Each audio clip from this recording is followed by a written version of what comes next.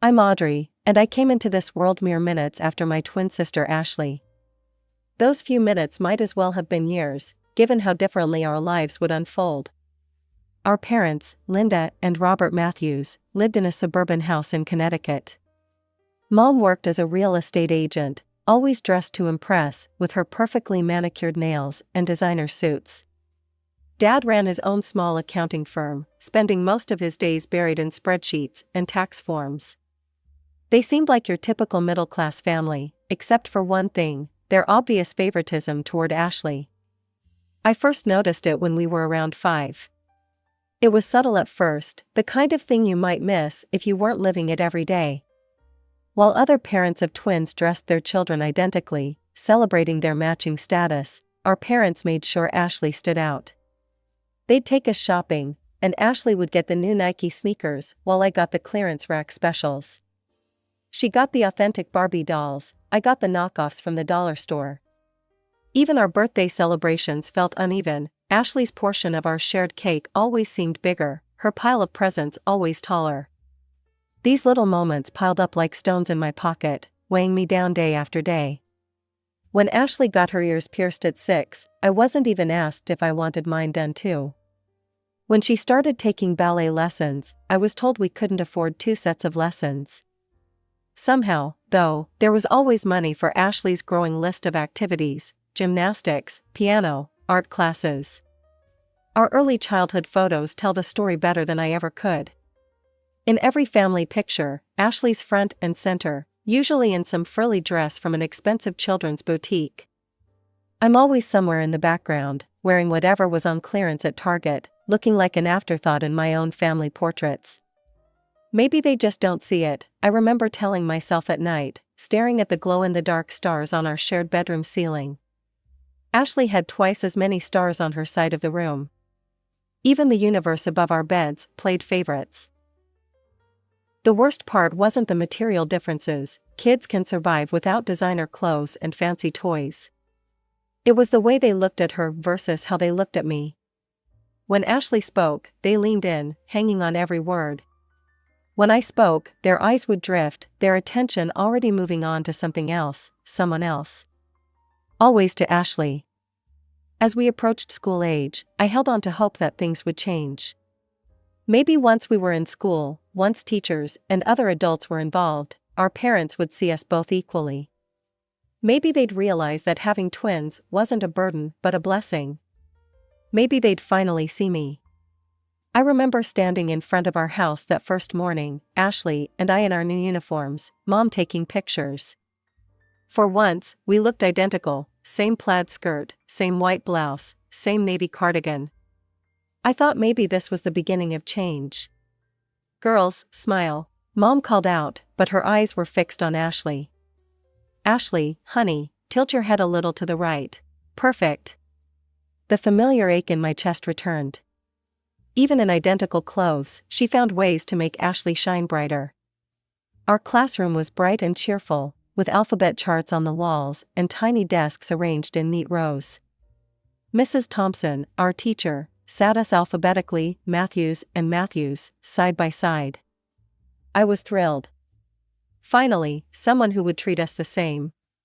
But after school, the old patterns emerged stronger than ever.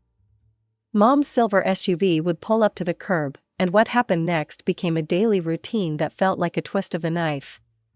"Audrey, go straight home and start your homework," Mom would say, barely looking at me as I climbed out of the car. Then she'd turn to Ashley with a bright smile. "Ready for dance class, sweetheart?" Off they'd go, to ballet on Mondays, piano on Tuesdays, art class on Wednesdays, gymnastics on Thursdays, and drama club on Fridays. I'd watch them drive away, then walk into our empty house, the silence my only companion. I threw myself into my studies, thinking that maybe, just maybe, if I got perfect grades, they'd notice me. I'd sit at the kitchen table, methodically working through math problems, practicing my spelling words, reading ahead in our textbooks. The house would stay quiet for hours, until I'd hear the garage door open and their voices floating in, Ashley chattering about her latest achievement, Mom's proud responses echoing through the halls. "Mom, I got an A+ on my history test," I said one evening, holding up my paper. "That's nice, dear," she replied distractedly, helping Ashley unpack her dance bag. "Ashley, show Dad the new routine you learned today." I kept trying. Every perfect score, every teacher's praise, every gold star, I collected them like precious gems, hoping one day they'd be enough to make my parents' eyes light up the way they did for Ashley. Then came the night that changed everything. I was 12, heading to the kitchen for a glass of water after finishing my homework. Their voices drifted up from the den, where they often sat after Ashley went to bed. I normally ignored their late-night conversations, but something made me stop this time. "Sometimes I wonder if we made a mistake," Dad was saying, his voice heavy with something I couldn't identify.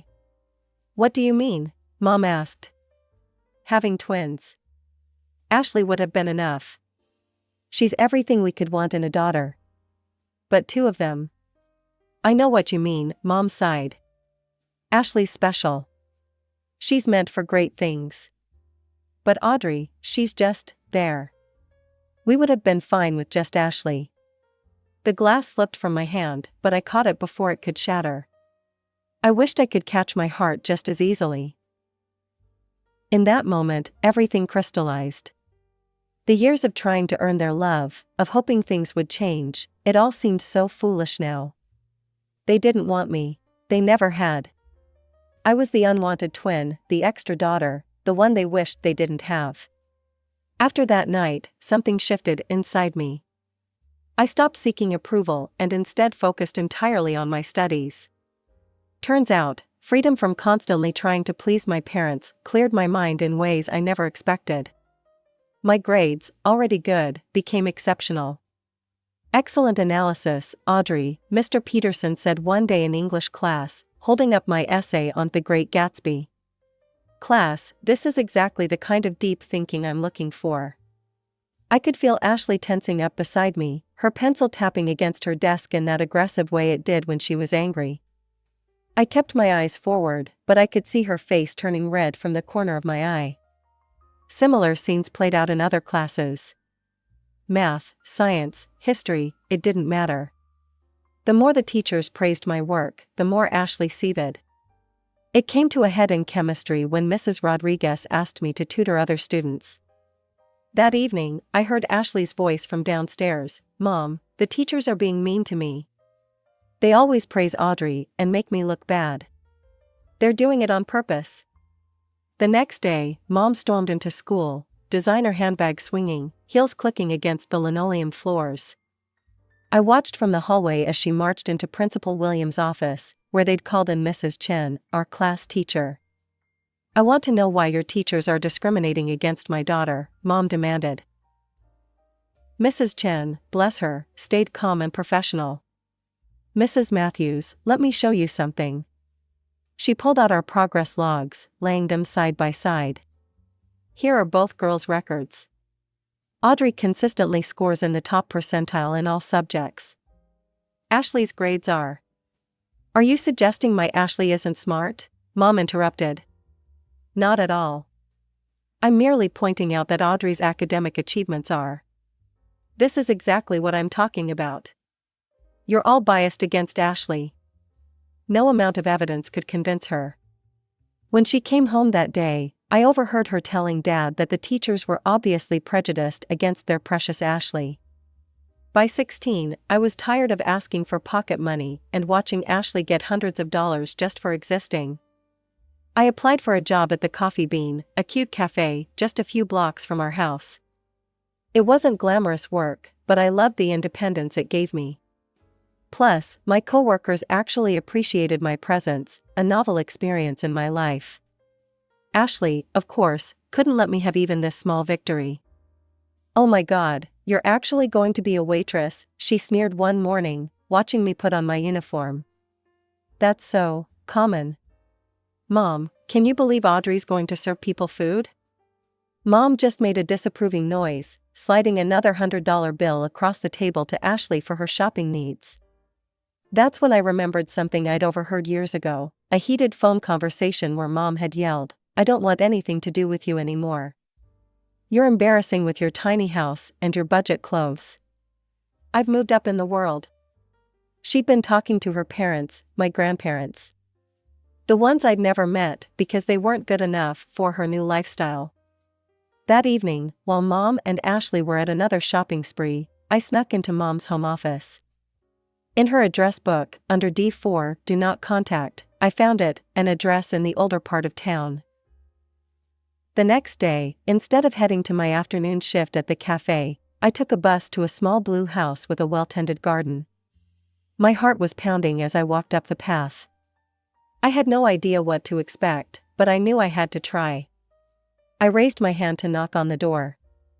The door opened, revealing an elderly couple. The woman had gray hair tied back in a neat bun, and the man wore wire-rimmed glasses. They looked at me with confusion until I spoke. "Hi, I'm Audrey Matthews. I think you're my grandparents." Their jaws dropped simultaneously. The woman, my grandmother, put her hand to her mouth. "Oh my God, Frank, it's really her." They invited me in, and suddenly I was sitting in their cozy living room, drinking tea from delicate cups while they couldn't stop staring at me. "You look just like your mother did at your age," Grandma said softly. Before she changed. That first visit turned into many more. I'd tell my parents I was working extra shifts at the cafe, but instead, I'd spend hours with my grandparents, bringing them pastries and cookies from work. They were wonderful listeners, genuinely interested in my life, my studies, my dreams. For the first time, I felt seen. Then came graduation day. The ceremony was typically Matthew's family style, all focus on Ashley. When they called my name as valedictorian, my parents barely clapped, but when Ashley walked across the stage, they hooped and hollered like she'd just won an Olympic medal. I should have been prepared for what came the next day, but somehow, they still managed to shock me. "Girls, we have exciting news," Mom announced at breakfast, practically bouncing in her seat. "We're celebrating graduation in Hawaii." My heart lifted for a moment. Despite everything, I thought maybe, just maybe, this one time. "Honey," Mom turned to me, her voice dripping with fake sympathy, "we only got 3 tickets, for us and Ashley. You understand, right? Someone needs to watch the house, and you have your job at the cafe." Ashley didn't even try to hide her smirk as she stirred her orange juice. "Don't worry, sis. I'll send you lots of pictures of me living my best life on the beach." The next morning, I watched from our front door as they loaded their expensive luggage into the taxi. Ashley turned back, waving with exaggerated enthusiasm. "I'll make sure to send you beautiful photos from Hawaii. You can look at them between serving tables." As soon as the taxi disappeared around the corner, I pulled out my phone with shaking hands and called my grandparents. The tears I'd been holding back finally spilled over when I heard Grandma's voice. They went to Hawaii without me," I managed to get out between sobs. "They just left me here like I'm nothing." "Oh, sweetheart," Grandma's voice was soft but firm. "Come over right now. We'll have our own graduation celebration." I drove to their house, still wiping away tears. As I turned onto their street, I noticed something unusual, a brand new Mercedes C-Class sedan parked in their driveway, gleaming in the summer sun. It looked completely out of place next to their modest home. "Whose car is that?" I asked as I walked up to their front porch. Grandpa's eyes twinkled as he held up a set of keys. "Yours. Happy graduation, Audrey." I stood there, mouth open, sure I'd misheard him. "What? But how?" I thought. "Sit down, dear," Grandma patted the porch swing. "We have something to tell you." They explained how, after Mom cut ties with them, they'd invested their modest savings in several tech startups. Those investments had paid off spectacularly, but they'd chosen to keep living simply in their familiar home. "Your mother left us because she thought we were too poor, too beneath her," Grandpa said, shaking his head. "The irony is, we're probably wealthier than she is now. We just don't feel the need to show it off. We've been waiting for the right moment to help you," Grandma added. And this seemed perfect. I hugged them both, overwhelmed by their generosity and love. They ushered me inside, where they'd prepared a beautiful graduation lunch. The table was set with their best china, and a congratulations graduate banner hung across the dining room. Over homemade lasagna and garlic bread, they asked about my college plans. Actually, I said, feeling proud, I got accepted to Princeton with a full academic scholarship. I start in the fall. Their faces lit up with genuine joy, so different from my parents' lukewarm reaction when I'd told them. That's wonderful, Grandma exclaimed. But what about housing? The scholarship covers that? Well, I was planning to live in the dorms. Nonsense, Grandpa cut in. We'll get you a nice apartment near campus. Something safe and comfortable where you can focus on your studies. Just then, my phone buzzed. It was Ashley, sending a photo of herself lounging on a Hawaiian beach, captioned, "Wish you were here, not." I looked at the message, then at my grandparents' loving faces, then at the keys to my new car sitting next to my plate. For the first time in my life, I didn't feel like the lesser twin. 2 weeks crawled by. I spent my days working at the cafe, visiting my grandparents, and preparing for college. Each evening, my phone would buzz with another notification, Ashley posing on different beaches, dining at expensive restaurants, or lounging by infinity pools. Each photo was accompanied by increasingly obnoxious captions, "Living my best life while someone serves coffee. This is what success looks like. Some people vacation in Hawaii, others just dream about it." Then came the day of their return. I was in the living room, pretending to read a book while watching through the window. The taxi pulled up, and I couldn't help but smile as I saw their reactions unfold in slow motion. Mom noticed it first. She stopped so abruptly that Ashley walked right into her, dropping her designer beach bag onto the concrete driveway. Dad, struggling with their expensive matching luggage set, nearly tripped over them both. "What is that?" Mom's voice carried through the front window, high-pitched and sharp. She was pointing at the Mercedes as if it might bite her, her perfectly manicured finger trembling slightly.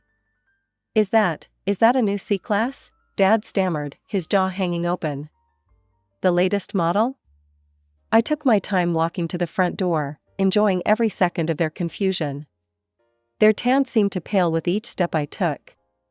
When I stepped onto the porch, they all turned to stare at me like they were seeing a ghost. "Whose car is that?" Dad demanded, his face red from both the Hawaiian sun and shock. I twirled the keys around my finger, the way Ashley always did with her designer purse straps when she was showing off. "Mine." Ashley let out a bark of laughter, but I could hear the uncertainty in it. "Yeah, right. Like you could afford that on your waitress salary.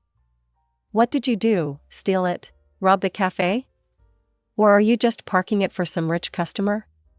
"Actually," I said, savoring each word like the expensive chocolates they'd never shared with me, "it was a graduation gift. From Grandma and Grandpa." The color drained from Mom's tanned face so fast I thought she might faint. "What? You know, your parents? The ones you were too embarrassed to talk to because they were too poor?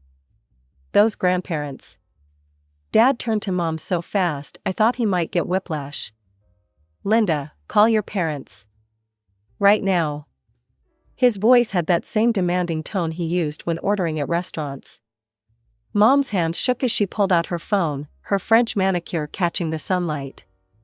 She didn't even bother with pleasantries when Grandma answered, putting the phone on speaker without realizing it. "Where did you get the money for that car?" she demanded, her voice echoing in our front yard. I could hear Grandma's voice through the phone, calm and slightly amused. "Oh, hello to you too, dear. Enjoying your expensive vacation?" I saw all the lovely photos Ashley posted. "The Royal Hawaiian Hotel looks lovely this time of year." "Don't change the subject. How could you afford to buy Audrey a Mercedes?" "Well, sweetheart," Grandma's voice dripped with satisfaction, "it seems you underestimated us. Those embarrassing parents you were so ashamed of? We're quite comfortable now. More than comfortable, actually. We're rich." Mom's entire demeanor changed instantly, her voice becoming syrupy sweet. "Mom, I've been thinking, maybe it's time we put the past behind us." Family is so important, after all. Is it? Grandma's voice was cool. Of course. And speaking of family, Mom's eyes darted to Ashley, who was already preening. You have another granddaughter who would love to get to know you. She could really use a nice car too, maybe even something a little more special? Grandpa's laugh crackled through the speaker. You mean the granddaughter you just took to Hawaii while leaving Audrey alone? That granddaughter? Mom's face flushed. That's not. I mean, look, as grandparents, you should treat the girls equally. They're the same age, after all. It's only fair they get the same gifts. Equally? Grandma's voice turned sharp. That's rich coming from you, Linda. Parents should love their children equally too. But that hasn't been the case in your household, has it? The line went dead. Mom stared at her phone for a moment before turning to me, her expression hardening. Audrey, you need to give that car to your sister. Excuse me? I couldn't believe what I was hearing. Ashley needs a good car for college, Dad jumped in. She got accepted to State University. She needs reliable transportation. You're just working at that cafe, you don't need anything this fancy. Ashley was already walking toward the Mercedes, hand outstretched. Give me the keys, sis. You know, I'll look better driving it anyway. I laughed. I couldn't help it. The sheer audacity of it all was just too much. This is my car, I said firmly. And I'm not giving it to anyone. Dad stepped forward, his face red with anger. If you don't give that car to your sister right now, you can get out of this house. Funny you should say that, I said, walking to the Mercedes. I popped the trunk, revealing my packed suitcases and boxes. I'd been ready to leave for days. Their mouths hung open as I pulled an envelope from my purse and held it up. Oh, and by the way, I won't be serving coffee much longer. I got accepted to Princeton on a full scholarship. Ashley's shriek could probably be heard 3 blocks away. Mom stumbled backward, like I'd slapped her. Dad just stood there, opening and closing his mouth like a fish out of water. I got into my car, the leather seat still new enough to creak slightly. Through the windshield, I could see their shocked faces, their perfect family fantasy crumbling before their eyes. Those last few weeks of summer at my grandparents' house were the happiest I'd ever experienced. Every morning, I'd wake up to the smell of Grandma's coffee and the sound of Grandpa humming as he read the newspaper. No walking on eggshells, no competing for attention, no feeling like an unwanted shadow. Just peace. Moving to Princeton was bittersweet. I hugged my grandparents goodbye, promising to call every day, and set off in my Mercedes with everything I owned. The drive to New Jersey felt like crossing a boundary between my old life and my new one. My grandparents had found me a beautiful little apartment just 10 minutes from campus. Nothing flashy, but worlds better than any dorm room, hardwood floors, big windows, and even a small balcony where I could study. They'd insisted on paying the rent, despite my protests. I still wanted some independence, though, so I got a part-time job at a local coffee shop. The irony wasn't lost on me, still serving coffee, but this time by choice, not necessity. My co-workers were mostly other students, and for the first time in my life, I found myself making real friends. One Sunday afternoon, about a month into the semester, Grandma called with some interesting news. Your parents showed up at our door yesterday, she said. My heart skipped a beat. What did they want? Oh, the usual. Linda was all smiles and fake apologies, asking about our financial situation and hinting about Ashley's upcoming birthday. Your father kept looking around the house, probably trying to guess our net worth. What did you tell them? Grandpa's voice joined in on the line. We told them that we'd already decided what to do with our money. It's all going to you. I could picture their faces. How did they take that? Let's just say Linda's smile didn't look so genuine after that, Grandma chuckled. We asked them not to come back. That evening, I blocked their numbers and all their social media accounts. Ashley's too. I knew what would come next, sudden declarations of love and regret, offers to start fresh as a family. but I didn't need their kind of family anymore. Now, sitting in my constitutional law class, taking notes and actually enjoying the complexity of the material, I sometimes think about that little girl who used to pray for her parents' love. I wish I could tell her that she'd find something better, not just love, but respect, support, and the freedom to be herself. My phone buzzes quietly in my pocket, probably my study group confirming our meeting at the library later. Or maybe it's Jake, that cute guy from my psychology class who keeps asking to get coffee, not at my cafe, thankfully. It's such a normal life. No drama, no constant comparisons, no feeling like I'm not enough. Just me, my studies, my friends, and my future stretching out ahead of me, full of possibilities.